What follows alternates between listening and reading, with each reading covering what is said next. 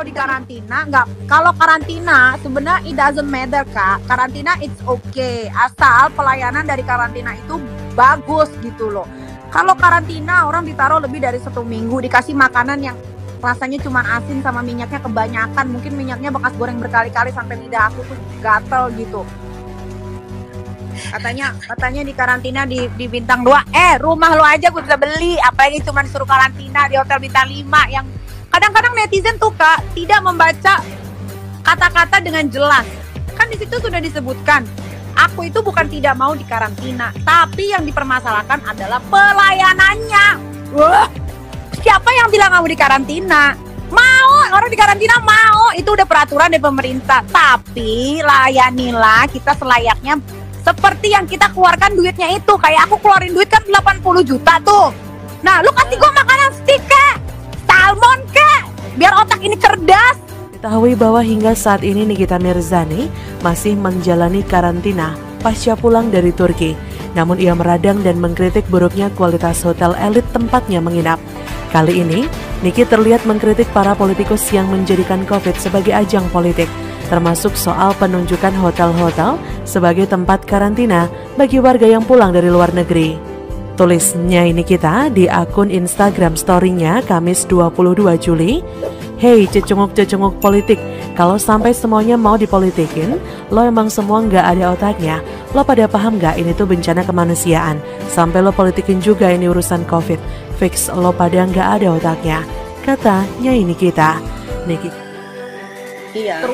Terus hotel-hotel juga harus hotel-hotel yang terpilih, hotel-hotel yang ada ventilasi udaranya supaya bisa pergantian udara. Jangan orang diendapin di situ berhari-hari nggak bisa keluar, nggak ada udara, matilah orang. Berjamur yang ada. Bukan masalah karantinanya, tapi masalahnya hotel bintang 5 karantinanya kayak tai. Makanannya tuh kayak ngasih makan jin, tahu nggak? Kayak ngasih makan pesugihan. Niki kemudian menyoroti soal fasilitas tempatnya di karantina yang merupakan hotel bintang 5. Menurutnya, pelayanan di sana kurang bagus, padahal ia sudah membayar mahal untuk menginap di sana. Lantas dalam unggahannya tersebut, Niki mencoba menuliskan pesan untuk Presiden Joko Widodo. Niki menjelaskan, gue nggak tahu yang menangani urusan karantina ini yang pro atau kontra pemerintah. Yang gue tahu selama pemerintahan Pak Jokowi, semua fasilitas bagus. Niki mengingatkan agar pemerintah Jokowi bisa lebih memperhatikan kinerja para pihak yang bertanggung jawab soal karantina. Tulisnya ini kita, coba mungkin ini salah satu yang harus diperhatikan oleh pemerintah sekarang. Apakah cara menangani orang-orang yang dikarantina sudah benar atau belum? Bukan tanpa alasan, Niki merasa tempat karantina yang dia tempati layaknya sedang berada di penjara, padahal ia negatif COVID. Orang pesen soto nih Kak, soto ayam ya Kak di hotel. Dalam bayangan kan, wah enak nih, pasti kuahnya anget ya kan, rasanya juga sedep. Tahu nggak yang datang bukannya soto, kayak kita mesen ini loh, masakan Jepang apa namanya, udon yang dingin itu. Datang masuk ke kamar dingin, lift dimatiin Kak, lift dinonaktifin Kak, bener-bener udah kalau di penjara itu kan ya, kan aku I was in there ya, I was in jail before ya kan, jadi aku tahu lah penjara kayak apa. Kata Nikita, orang dikurung seperti di penjara, makanannya nggak enak, bahkan ada balita stres di dalam kamar kalian kurung. Yang kalian harus perhatikan itu mental orang-orang yang dikarantina. Itu mah bukan karantina, tapi lebih-lebih dari penjara. Dan kalian perlakukan sama orang yang positif dan negatif COVID seperti penyakit lepra. Dah ya, gue bukan orang politik, tapi lo pada yang main politik urusan COVID emang gak ada hati nurani. Siapapun politikus memakai COVID ini sebagai ajang kepuasan, semoga istri, suami, anak cucu, nenek kakek, bapak lo semua deh selamat dari COVID. Tukasnya ini kita. Karena aja tuh dia juga di karantina di bintang 5. Dia kan punya anak berdua doang ya Kak, nggak pakai neni. Anaknya kan hyperaktif banget kan, nggak bisa keluar juga. Terus hotelnya tuh jendelanya nggak bisa dibuka. Ya mampus lah, orang bukan mampus karena COVID, mampus karena kejamur. Pindah hotel nggak boleh karena udah ketentuan dari Satgas COVID. Siapa yang bilang kamu di karantina? Mau, orang di karantina mau, itu udah peraturan dari pemerintah. Tapi layanilah kita selayaknya seperti yang kita keluarkan duitnya itu. Kayak aku keluarin duit kan 80 juta tuh. Nah, lu kasih gue makanan stick Kak, salmon Kak, biar otak ini cerdas. Lantas, di akhir ulasannya, Niki berharap agar Presiden Jokowi bisa mengatasi masalah ini dengan baik.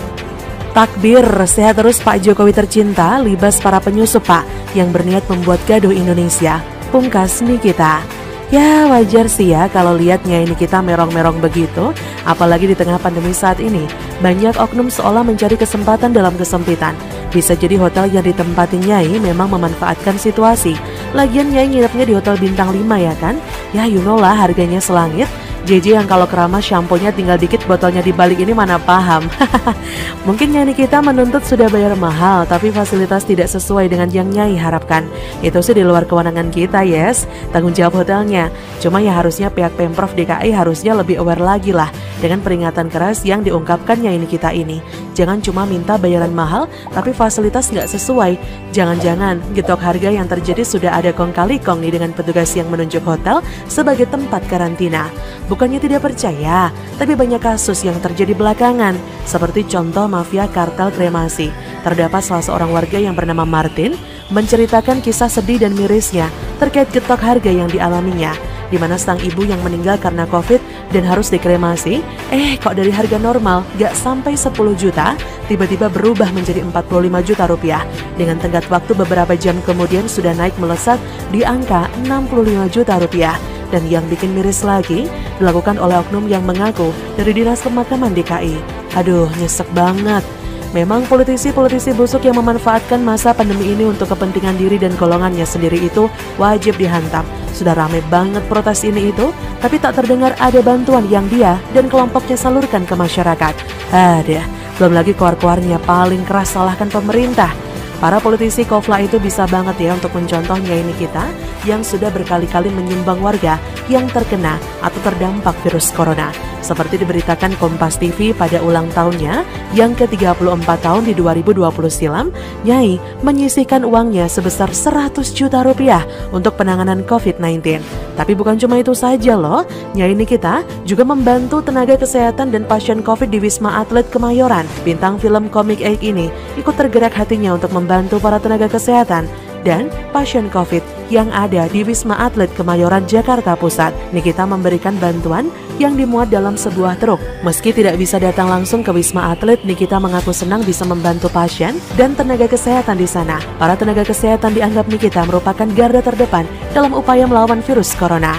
Nyai aja meski banyak bacot, maaf ya bercanda Nyai, tapi diiringi dengan bantuan ke masyarakat. Daripada nyinyir tapi sekalinya ngasih bantuan, paketnya kecil bener, terus kamera di mana-mana.